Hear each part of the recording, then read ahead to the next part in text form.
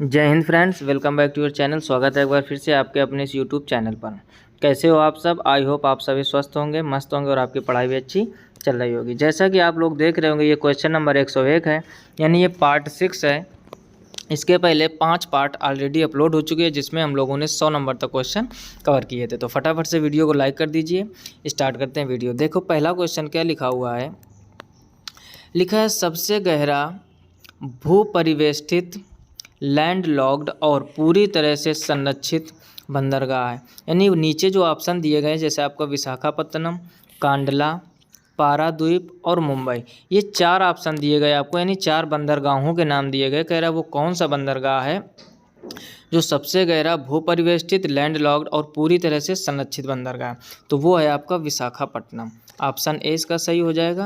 यानी जो विशाखापट्टनम बंदरगाह है आपका, ये सबसे गहरा भूपरिवेष्टित और पूरी तरह से संरक्षित बंदरगाह है। नेक्स्ट क्वेश्चन देखिए 102 नंबर।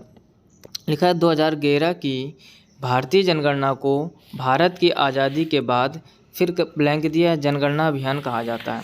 यानी कौन सा, ये काउंटिंग में आपसे पूछ रहा है। 2011 की भारतीय जनगणना को भारत की आज़ादी के बाद फिर ब्लैंक जनगणना अभियान कहा जाता है।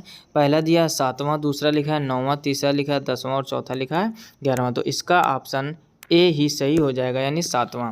यानी जो 2011 की भारतीय जनगणना हुई थी, वो भारत की आज़ादी के बाद 7वां जनगणना अभियान इसको कहा जाता है। नेक्स्ट क्वेश्चन देखिए 103 नंबर। लिखा हुआ है भारत किस देश के साथ सबसे लंबी सीमा साझा करता है। पहला लिखा है बांग्लादेश, दूसरा लिखा है पाकिस्तान, फिर लिखा है चीन और फिर लिखा है नेपाल। तो इसका ऑप्शन ए सही हो जाएगा, बांग्लादेश। अब समझो बात को। कई बार हमने मैप से आपको समझाया कि बांग्लादेश कहाँ पर है, नेपाल कहाँ पर है, भूटान कहाँ पर है, पाकिस्तान कहाँ पर है, म्यांमार कहाँ पर है, आपका अफ़गानिस्तान कहाँ है, श्रीलंका कहाँ है। यदि आपको ये चीज़ें समझनी है तो इसके पहले वाला, जस्ट इसके पहले वाला आप लेक्चर देखिए, यानी पार्ट 5 या फिर पार्ट 4, दोनों में हमने मैप बनाकर बांग्लादेश के बारे में बताया। और आप देखोगे कि जो बांग्लादेश की सीमा रेखा है वो भारत में सबसे ज़्यादा स्पर्श करती है। वही पूछा गया सबसे लंबी कहाँ साझा करता है, तो वो हो जाएगा आपका बांग्लादेश। नेक्स्ट क्वेश्चन देखिए 104 नंबर। लिखा हुआ है जमी हुई गैसों, कामा चट्टान और धूल के ब्रह्मांडीय हिमगोलों, फिर लिखा है जो सूर्य की परिक्रमा करते हैं फिर ब्लैंक कहलाते हैं। कहने का मतलब जमी हुई गैसों, कामा चट्टान और धूल के ब्रह्मांडीय हिमगोलों जो सूर्य की परिक्रमा करते हैं उनको क्या कहते हैं, तो उनको कहते हैं धूमकेतु। ठीक, ऑप्शन डी इसका सही हो जाएगा। उल्का पिंड अलग चीज़ होती है, उल्का अलग चीज़ होती है, उल्का पिंड अलग चीज़ होती है, तारा स्टार ये भी अलग चीज़ होती है। धूमकेतु जो है वो जमी हुई गैसों, चट्टान, धूल के ब्रह्मांडीय हिमगोले जो सूर्य के आसपास परिक्रमा करते हैं उनको हम लोग क्या कहते हैं, धूमकेतु। तो ऑप्शन डी इसका सही हो जाएगा। नेक्स्ट क्वेश्चन देखिए 105 नंबर। लिखा हुआ है भारत में जनगणना अधिनियम फिर ब्लैंक दिया के प्रावधानों के तहत जनगणना की जाती है। यानी भारत में जनगणना अधिनियम कौन सा जनगणना अधिनियम के प्रावधानों के तहत जनगणना की जाती है। पहला लिखा 1952, दूसरा लिखा 1955, फिर लिखा 1948, फिर लिखा 1950। तो ये इसका ऑप्शन हो जाएगा 1948। कहने का मतलब आप यहाँ पर 1948 लिखिए। अब आप पॉइंट को पढ़िए। भारत में जनगणना अधिनियम 1948 के प्रावधानों के तहत जनगणना की जाती है। नेक्स्ट क्वेश्चन देखिए 106 नंबर। लिखा हुआ है कपास उगाने के लिए कितने पाला रहित दिनों की आवश्यकता होती है। पहला लिखा है 140, फिर लिखा है 250, फिर लिखा है 210, फिर लिखा है 160। तो इसका ऑप्शन सी सही हो जाएगा, यानी 210। कहने का मतलब पाला कपास अगर आपको उगाना है, कपास उगाने के लिए कितने पाला रहित दिनों की आवश्यकता होती है। पाला रहित दिनों की आवश्यकता होती है तो वो होते हैं आपके 210 दिन।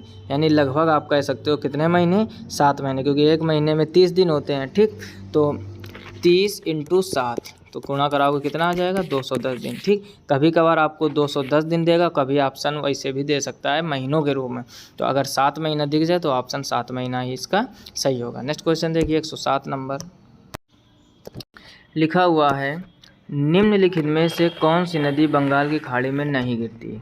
पहला लिखा ताप्ती, दूसरा लिखा यमुना, तीसरा लिखा महानदी, फिर लिखा कृष्णा। तो ध्यान से समझो। ताप्ती नदी जो है आपकी, ये ताप्ती और नर्मदा 2 नदियाँ ऐसी हैं जो उल्टा बहती हैं। कहने का मतलब सभी नदियाँ आपसे पश्चिम से पूर्व की ओर, वेस्ट टू ईस्ट। ठीक, और ये 2 नदियाँ उल्टी बहती हैं आपकी, यानी ईस्ट टू वेस्ट। समझ गए ना। अगर आपसे पूछ दिया जाए एसएससी के एग्जाम में क्वेश्चन कि वो कौन सी दो नदियाँ हैं जो उल्टा यानी विपरीत दिशा में बहती हैं, वो हैं ताप्ती और नर्मदा नदी। ठीक, नर्मदा और ताप्ती ये दो आप एक साथ याद रखिए। अब ध्यान से समझो, जो पश्चिम से उत्तर की ओर जा रहे हैं वही तो बंगाल की खाड़ी में गिरेंगे, क्योंकि बंगाल की खाड़ी आपके पूर्वी दिशा में है। ठीक, बांग्लादेश मैप में हमने क्या समझाया था, आप देखो समझ लो, फिर से मैप से समझाते हैं। जैसे हमने इंडिया का मैप बनाना चाहा ऐसे कुछ इस टाइप से। ठीक, अब समझना, ऐसे पूरा क्लियर हो जाएगा आपका। ठीक है, तो थोड़ा सा लगभग बनाने का प्रयास करेंगे।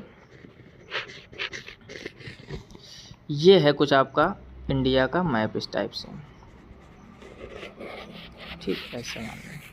और अब ध्यान से समझना, ठीक, जो पिछला क्वेश्चन था बांग्लादेश वाला, वो भी इसी में कवर हो जाएगा।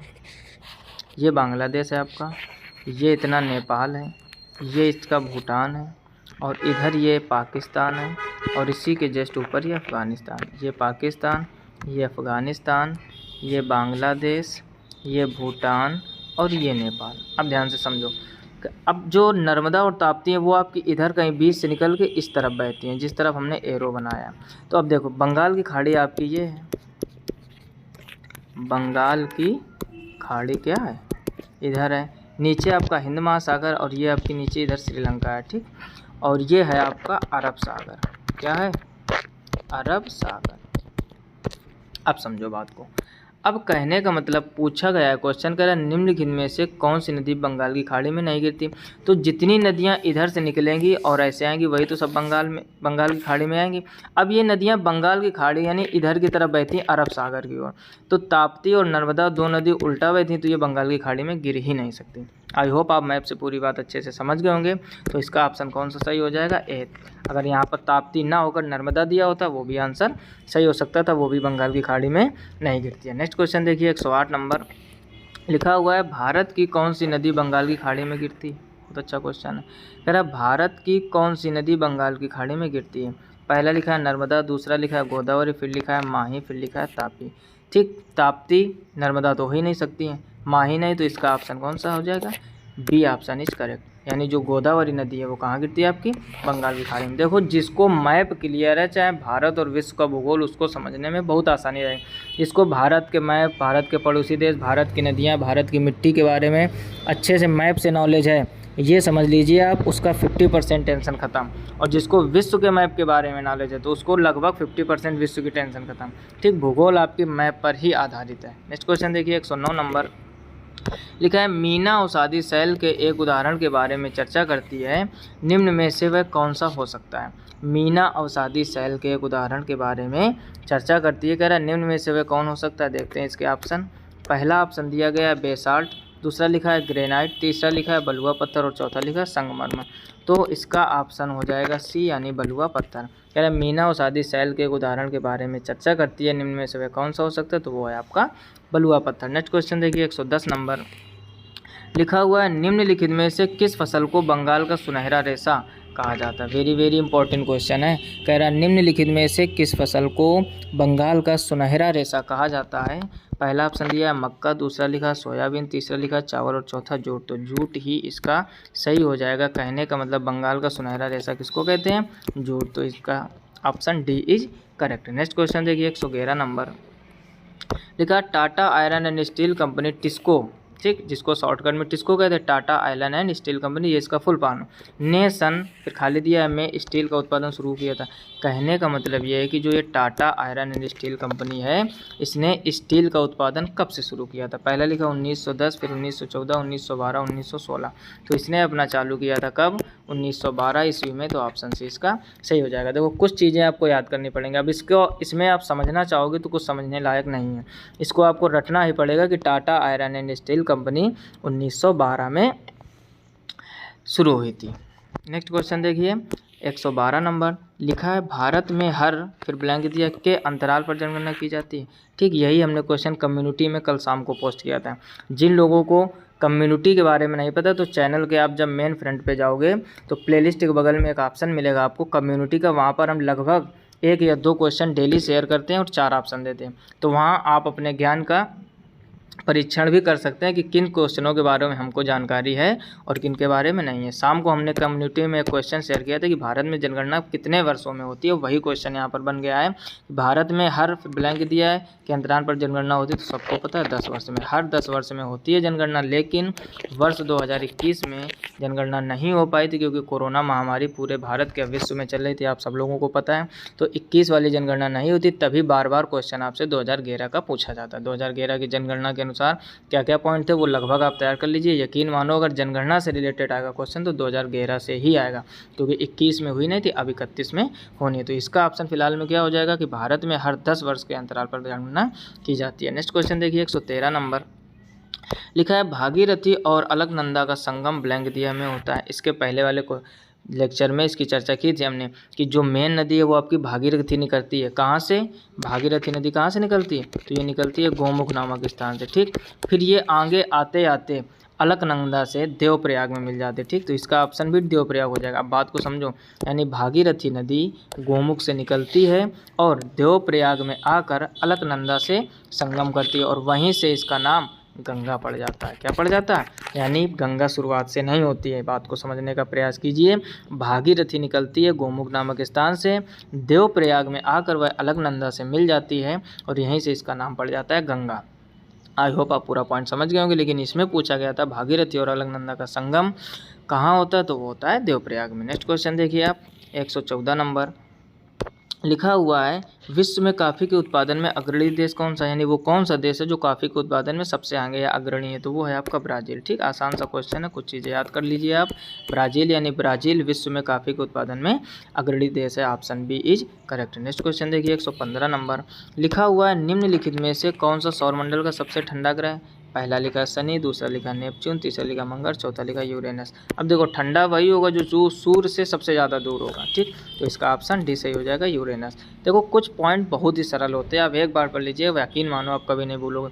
अब देखो सौर मंडल के बारे में आप सूर्य के बारे में जानो, फिर सूर्य के बगल में कौन सा है सबसे पहला ग्रह बुध, फिर क्या है शुक्र, फिर है पृथ्वी, फिर है मंगल। तो इस टाइप से आप पूरा सर्किल बना लीजिए। 9 ग्रह जो होते हैं, ठीक। प्लूटो नाम का ग्रह था तो वो अब श्रेणी से ग्रह की श्रेणी से वो हट गया, तो अब 8 ग्रह माने जाते हैं। आप वो पूरा सौरमंडल का एक बार चित्र तक देख लोगे ना, तब भी आप इस क्वेश्चन को अच्छे से सही कर दोगे। नेक्स्ट क्वेश्चन देखिए 116 नंबर लिखा वृक्ष और झाड़ियों की खेती फिर ब्लैंक दिया कहलाती है। यानी जो वृक्ष और झाड़ियों की खेती होती है उसको क्या कहते हैं, तो उसको कहते हैं आर्बोरिकल्चर। कहाँ पर ऑप्शन दिया गया देखते हैं। पहला ऑप्शन दिखा है आर्बोरिकल्चर, बिल्कुल सही, यही सही हो जाएगा। फिर लिखा है एविकल्चर, फिर लिखा है एपीकल्चर, फिर लिखा है विटीकल्चर। तो ये तीनों ऑप्शन नहीं होंगे, आर्बोरिकल्चर ही इसका सही होगा। वृक्ष और झाड़ियों की खेती के लिए किसका प्रयोग करते हैं? आर्बोरिकल्चर का। नेक्स्ट क्वेश्चन देखिए आप 117 नंबर लिखा हुआ है सकरी नलियों द्वारा पौधों को जल देने की तकनीक जो सीधे उनकी जड़ों तक जल पहुंचाती है ब्लैंक कहलाती है। यानी वो कौन सी तकनीक है? फिर से पढ़ लीजिए। सक्रिय नलियों द्वारा पौधों को जल देने की तकनीक जो सीधे उनके जड़ों तक जल पहुंचाती है उसको क्या कहते हैं? तो उसको कहते हैं ड्रिप सिंचाई। क्या बोलते हैं उसको? ड्रिप सिंचाई। पहला ऑप्शन दिया पृष्ठीय सिंचाई, गलत हो जाएगा। दूसरा ड्रिप सिंचाई, बिल्कुल सही। और तीसरा नहर सिंचाई, गलत हो जाएगा। छिड़काव सिंचाई, ये भी गलत हो जाएगा। नेक्स्ट क्वेश्चन देखिए आप 118 नंबर क्या लिखा हुआ? लिखा है भारत की सीमा फिर ब्लैंक दिया में अफगानिस्तान और पाकिस्तान से लगती है, ठीक। पहला लिखा है उत्तर पश्चिम, दूसरा लिखा है उत्तर पूर्व, तीसरा लिखा है दक्षिण और फिर लिखा है दक्षिण पश्चिम। ध्यान से समझो बात को। कहने का मतलब उसने पूछा है कि भारत की जो सीमा है फिर ब्लैंक में अफगानिस्तान और से पाकिस्तान से लगती है, तो इसका ऑप्शन हो जाएगा उत्तर पश्चिम। क्योंकि जो भारत पाकिस्तान के उत्तर पश्चिम में देश स्थित हैं वो है आपके पाकिस्तान और अफगानिस्तान। दक्षिण में तो है नहीं क्योंकि उधर श्रीलंका है। उत्तर पूर्व में बांग्लादेश है आपका। उत्तर में आपका नेपाल और भूटान है। उत्तर पूर्व की दिशा की बात करें तो आपका बांग्लादेश हो जाएगा। दक्षिण पश्चिम की बात करें तो दक्षिण पश्चिम में है आपका अरब सागर, ठीक है ना। और तो उत्तर पश्चिम में इसका ऑप्शन सही हो जाएगा क्योंकि पाकिस्तान और अफगानिस्तान भारत के उत्तर पश्चिम में ही स्थित है। नेक्स्ट क्वेश्चन देखिए 119 नंबर लिखा हुआ है 2011 की जनगणना के अनुसार निम्न में से किस राज्य की जनसंख्या घनत्व सर्वाधिक है? अब देखो 11 से क्वेश्चन आ गया।